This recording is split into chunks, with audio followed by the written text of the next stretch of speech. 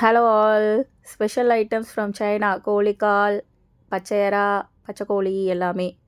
நானும் ஒன்று ட்ரை பண்ணி பார்க்குறேன். பாருங்கள், எறாவை பிச்சை உடனே அப்படியே அதோட கக்கா எல்லாமே அப்படியே வெளில வருது. ஸோ நான்லாம் தோலை உரித்து சமைச்சி தான் பழக்கம். ஃபஸ்ட்டு டைம் தோலை உரித்து இப்போ சாப்பிட போகிறேன். ஃபுல்லாக க்ளீன் பண்ணுறேன். க்ளீன் பண்ணி பார்க்குறேன். அப்போது அது க்ளீன் ஆகிற மாதிரி தெரியல. இதை எப்போ தான் சாப்பிட்றாங்கன்னு தெரியல. இதுக்கு ஒரு பச்சை தண்ணி வேறு, அதில் பச்சை மிளகாலாம் போட்டு ஒரு தண்ணி அதை முக்கி உப்போ இல்லை, உரப்போ இல்லை, எதுவுமே இல்லை. சும்மா ஒரு தண்ணியில் போட்டு வேக வச்சு சாப்பிட்ட மாதிரி இருக்குது.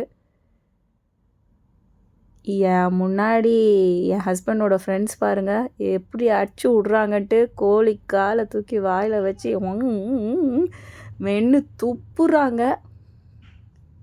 அழகாக சாப்பிட்றாங்க ஃப்ரெண்ட்ஸ். கோழிக்கால் சாப்பிட்றவங்கள பார்க்கணுன்னு நினச்சிட்டே இருந்தேன். பட் ஆனால் என் கண்ணு முன்னாடி என் டேபிளில் உட்காந்து சாப்பிடுவாங்கன்னு நினச்சி கூட பார்க்கல.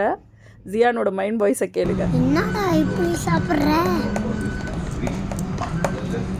என்னடா நீ கோழிக்கால்லாம் சாப்பிட்ற? அவன் என்ஜாய் பண்ணுறான். உடம்புக்கு நல்லது கிடையாது. அடை பேச